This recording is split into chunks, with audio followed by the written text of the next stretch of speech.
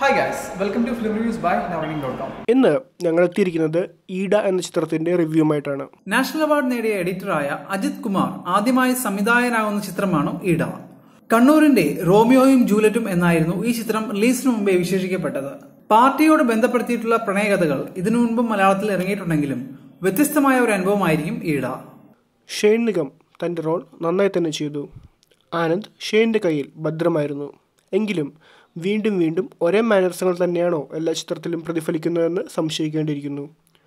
നിമിഷ സജയൻ അഭിനയിക്കുവാൻ തുടങ്ങിയിട്ട് രണ്ടാമത്തെ ചിത്രം മാത്രമേ ആയുള്ളൂ എന്ന് വിശ്വസിക്കാൻ പ്രയാസമാണ്. അത്ര മെച്ചേർഡായിരുന്നു നിമിഷയുടെ പെർഫോമൻസ്.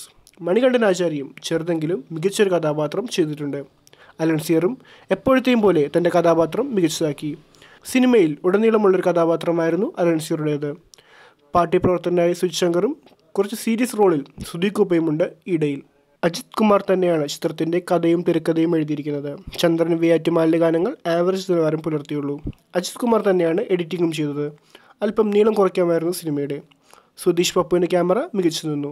സാമൂഹിക അവബോധം ഉൾക്കൊണ്ട ഈഡ ഒരേ സമയം ഒരു പാർട്ടി ചിത്രവും ഒരു പ്രണയ ചിത്രവുമാവുന്നു. ചിത്രത്തിന്റെ രണ്ടാം പകുതി ആദ്യ പകുതിയേക്കാൾ വളരെയധികം മികച്ചു നിന്നു. വെറുമൊരു പ്രണയകഥ മാത്രമല്ല ഈഡ. കണ്ണൂരിലെ രാഷ്ട്രീയ അന്തരീക്ഷവും സാമൂഹിക പ്രശ്നങ്ങളും ഈ ചിത്രം ചർച്ച ചെയ്യുന്നു. ചിത്രത്തിൽ ഉടനീളമുള്ള ലാഗ് ഒഴിച്ചു നിർത്തിയാൽ പ്രേക്ഷകനെ സംതൃപ്തിപ്പെടുത്തുന്ന ഒരു ചിത്രമാണ് ഈഡ. ഞങ്ങൾ ഈ ചിത്രത്തിന് ഒരു എബോവ് ആവറേജ് റേറ്റിംഗ് കൊടുക്കുന്നു.